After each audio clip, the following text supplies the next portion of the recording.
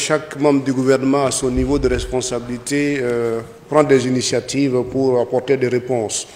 C'est dans ce cadre-là que le ministère de l'Enseignement supérieur, de la Recherche scientifique et de l'Innovation a mis en place donc une commission ad hoc. Il s'agit du Haut Conseil national de la recherche scientifique et de l'innovation. Donc dans ce contexte de Covid-19, nous avons convoqué une session extraordinaire du Haut Conseil national de la recherche scientifique et de l'innovation et nous avons procédé à la mise en place d'une commission ad hoc qui va s'occuper de la santé et du bien-être. Cette commission spécialisée a travaillé, a essayé donc de faire le point par rapport à la chloroquine et un certain nombre de produits qui sont utilisés.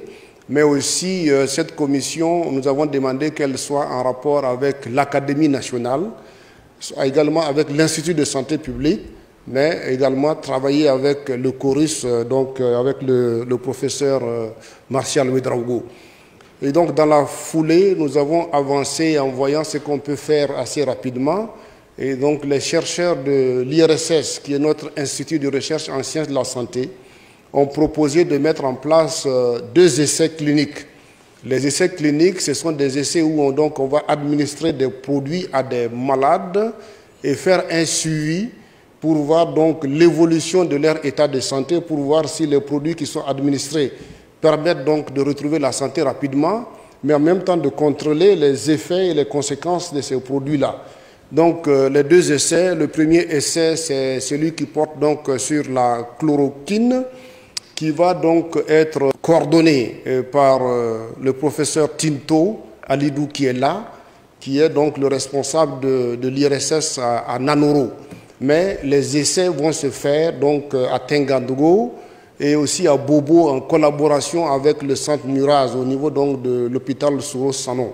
Donc voilà, cet essai-là, il va donc combiner la chloroquine et puis l'azithromycine pour des malades et faire le suivi pour voir si on peut passer assez rapidement à un traitement à la chloroquine pour les malades que nous avons au niveau du Burkina. Ça, c'est le premier essai.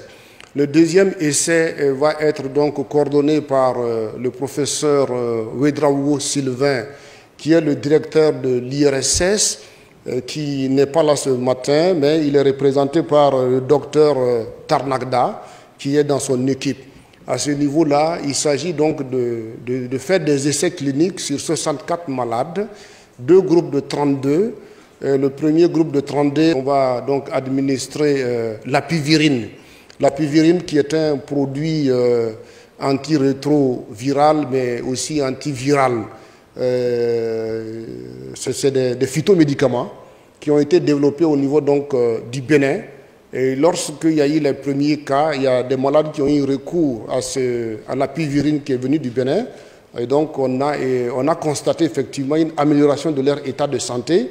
Mais pour passer à une utilisation massive de ce produit-là, on a décidé de mettre au point donc, un essai clinique qui va nous permettre donc, d'aller sur un groupe avec l'apivirine et un deuxième groupe avec la chloroquine. Donc, vous voyez, les 2 essais qu'on va conduire, chaque essai va utiliser la chloroquine. La différence, c'est que l'essai que le docteur Ouedraogo Sylvain va conduire va donc tester un phytomédicament.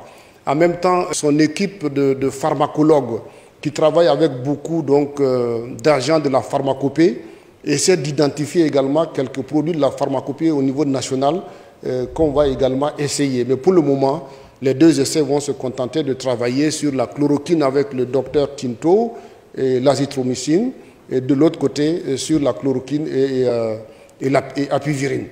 Pour être assez complet sur la question, c'est juste vous dire que par rapport donc à apivirine, c'est un essai qui va se faire sur 2 pays, parce que comme le produit vient du Bénin, nos chercheurs ont monté donc le protocole pour l'essai et on a échangé avec le Bénin, et le Bénin a décidé donc de reprendre le protocole de nos chercheurs pour donc faire l'essai au niveau du Bénin. Donc ça va se faire sur 2 pays, le Bénin et le Burkina Faso, ce qui va nous permettre d'avoir assez de sujets et d'avoir donc des résultats que nous espérons probants pour nous permettre donc de passer donc peut-être au traitement à grande échelle avec la chloroquine et ou donc apivurine et chloroquine. Donc voilà ce que je peux dire par rapport aux essais.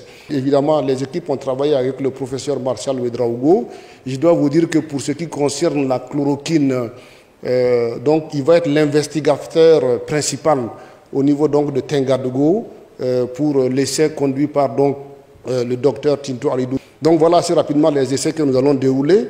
Alors nous avons également, on va soumettre nos dossiers au niveau donc de la commission, du comité national d'éthique pour avoir l'avis de ce comité d'éthique-là, parce que ce sont des vies humaines qui vont être concernées et il est important que les différentes instances qui donnent les approbations donc valident nos protocoles. Et nous espérons donc qu'on va avoir donc leur avis. À côté de ça, il y a une autre structure au niveau donc du ministère de la Santé qui doit donner aussi son avis. Et on a donc demandé leur avis pour que nos 2 essais soient validés pour pouvoir nous protéger par rapport à ce qu'on veut faire. Donc assez rapidement, c'est le ministère en charge de l'enseignement supérieur, mais en étroite collaboration avec le ministère de la Santé, parce que c'est eux qui vont être les utilisateurs finaux de tout ce que nous sommes en train de faire. Je dois vous dire que nous disposons aussi d'une unité e-pharma pour donc la fabrication, la production des comprimés. Et à l'occasion du Covid-19, nous avons décidé d'activer ce e-pharma parce que comme la chloroquine n'était plus utilisée, e-pharma ne produisait plus ce type de comprimés. Mais nous avons décidé de réactiver ça pour qu'on ait une capacité de production du paracétamol et de la chloroquine au cas où donc nos essais s'avéraient concluants. Le Burkina a les capacités de produire sur place les paracétamol et la chloroquine à travers donc les laboratoires donc, et les unités de production de l'IRSS.